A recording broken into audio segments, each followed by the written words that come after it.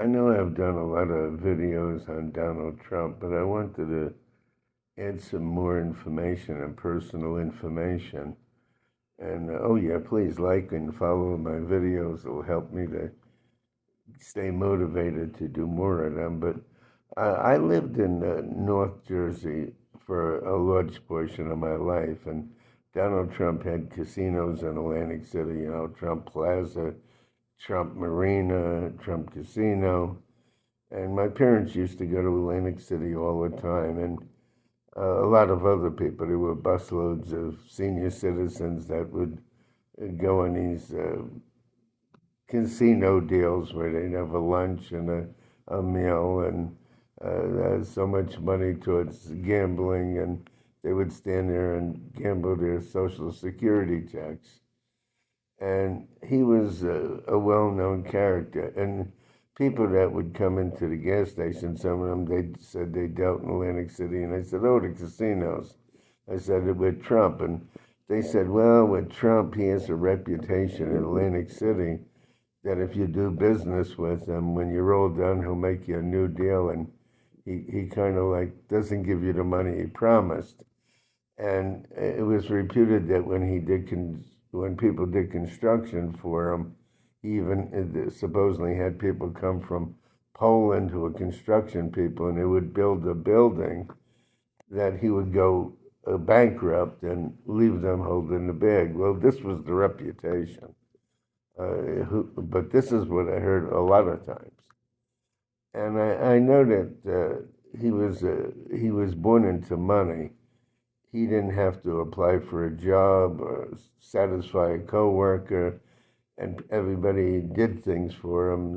He didn't have to take out the garbage or rake his own lawn or drive his own car or put gas in the car and so forth. And he didn't have to ingratiate himself to a boss. So he was born in a different realm than the average person. And if somebody was taking leaves out of his swimming pool or fixing his roof or cutting his grass, they weren't his friends. His friends were members of the country club. They were the wealthy, and they were the American aristocracy, which is the wealthier people that own their own business, or they were tycoons like him. And I remember one time I saw Donald Trump on an afternoon what would you call it, show, talk show. And they talked about him getting a new boat. I don't know if it was like a cabin cruiser or a yacht or an extra big boat that cost millions of dollars. And they showed all the women in the audience, and they were all standing there with a big smile.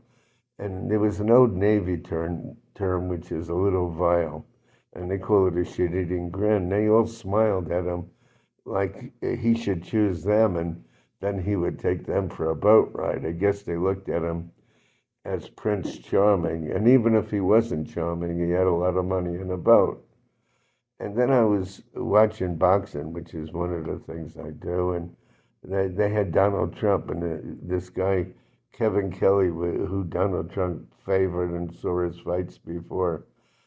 He said that he thought Kevin Kelly was going to win, and he was fighting a person called Prince Hamed, who was known to knock people right out, almost everybody out. He had a high knockout ratio at the time, and on and on. And Donald Trump then wound up having this program of his own, which added to his popularity, and it was The Apprentice. And the theme of the program was that if you liked Donald Trump, if he liked you, I should say, that you had it made. You were now in seventh heaven. Donald Trump liked you, and that meant you were intelligent, you were good at what you did, and life would have been good for you. All you have to do is Donald Trump has to favor you.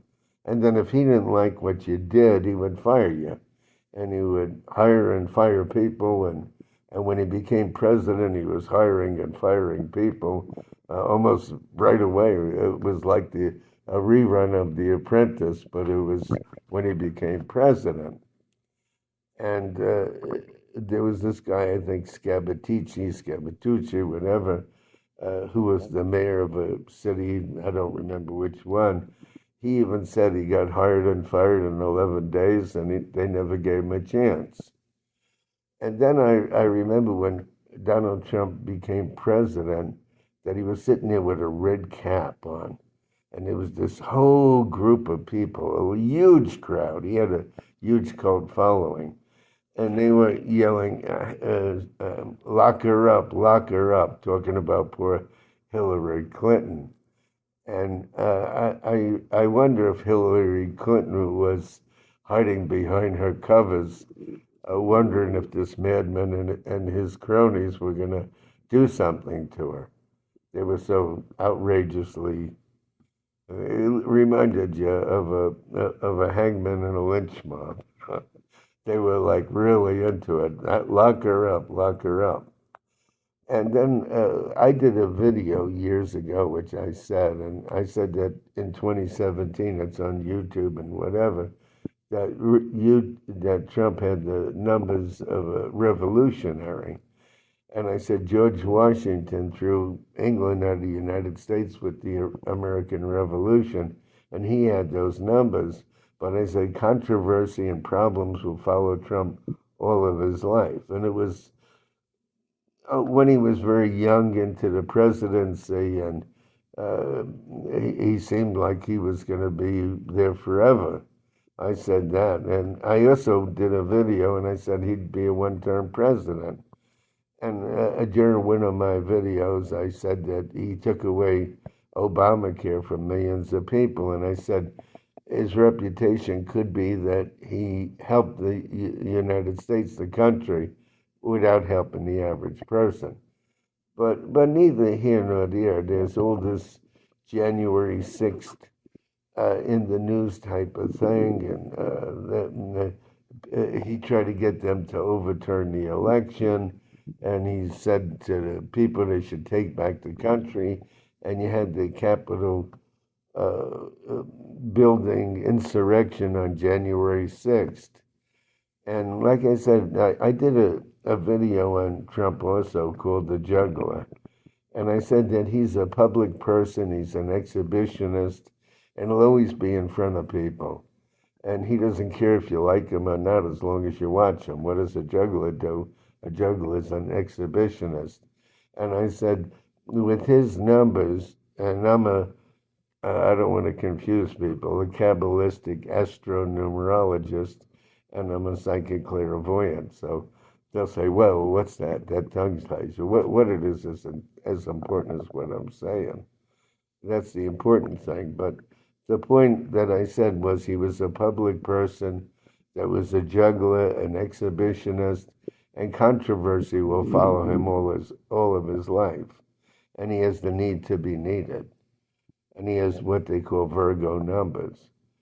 But I just wanted to give people a bunch of things to think about. I know the Hells Angels and the skinheads liked him, the NRA liked him, and Republican people liked him. And most people, if you mention him, they'll say he really tells it as it is. And if you watch him in front of his cronies and followers, there's no warm fuzzies there. He's very divisive.